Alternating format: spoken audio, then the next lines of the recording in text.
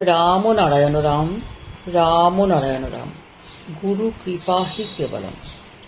গৃহগুরু, বসে সাধনা করে গুরু, আর জন্মসিদ্ধ গুরু, এই তিনের দীক্ষার মন্ত্রে কোনো পার্থক্য আছে কি? দেখো, জওহরলাল পান্নালাল আর মন্ত্রী জওহরলালের লেখা এক নয়।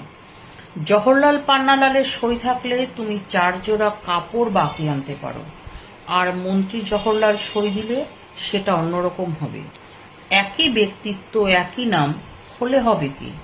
সূর্যের থেকে যিনি এসেছেন, তিনি যখন দান করেন, তার দেওয়া মন্ত্র একেবারে সা করে নিয়ে ফেলে দেবে যেখানে সত্যদ্রষ্টা, সত্যদর্শী, যেখানে রাম, কৃষ্ণ, বিষ্ণু বিরাজ করছেন, সেই স্তরে।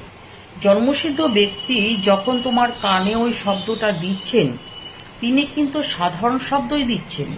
সবাই যা দেয় তিনিও তাইও দিচ্ছেন, কিন্তু জন্মসিদ্ধ ব্যক্তি দিলে সেই শব্দের ক্রিয়া বেশি হবে, কারণ হলো তার জন্মগত মাত্রা। তিনি যেই মাত্রা থেকে এসেছেন সেই মাত্রা থেকেই তোমায় দিচ্ছেন। কথাটা বুঝলে? যেমন 1 তলা থেকে পড়া আর 3 তলা থেকে পড়া একই রকম ব্যথা কি? চোটটা বেশি লাগবে না? ধূপ করে শব্দটা বেশি হবে না? 8 তলা থেকে পড়লে আরো বেশি চোট লাগবে, 40 তলা থেকে পড়লে আরো বেশি লাগবে। অর্থাৎ যত বেশি উচ্চ মাত্রা হবে, চোট তত বেশি লাগবে। সবকিছুরই মাত্রা আছে, এক্ষেত্রে তলা হলো মাত্রা। যিনি জন্মগতের মাত্রা নিয়ে এসেছেন, তিনি যখন এই শব্দটা দেবেন, তখন মাত্রার কাজটা বেশি হবে। এখানে বসে সাধনা করে যারা দেবেন তাদের এক মাত্রা, আর যারা গৃহগুরু তাদের আর এক মাত্রা। আবার যিনি ঘরোয়ানা হয়ে এসেছেন, তার স্বতন্ত্র মাত্রা। একই শব্দ, একই নাম, একই জিনিস তোমায় দিচ্ছেন, তিনিও রাম, একই নাম দিচ্ছেন, কিন্তু মহাপ্রভু যখন নাম দিচ্ছেন, সে নামে কাজ হচ্ছে বেশি।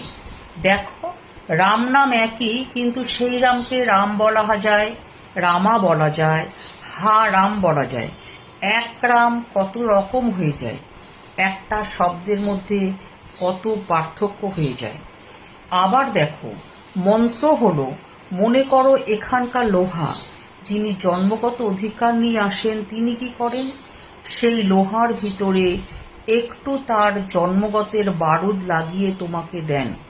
তখন বারুদের ক্রিয়ায় ওই মন্ত্র বুলেটের মতন ফটাস করে ফেটে 500 হাত দূরে যাবে।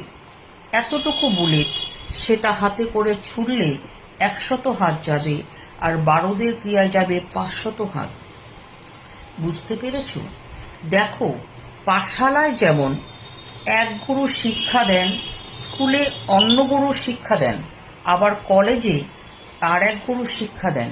সেই রকম কেউ অনাহতের কাজ জানেন, কেউ আজ্ঞাচক্রের কাজ জানেন, আবার কেউ সহস্রারের কাজ জানেন। 7টা চক্র আছে, এক একজন এক একটি ফুটিয়ে দিতে পারেন। এক এক জায়গায় এক একজন মহান ব্যক্তি আছেন, তারা সেই সেই জায়গায় কাজ জানেন। ব্যাপার হচ্ছে, সবটাই নির্ভর করে গুরুর কাজের উপর।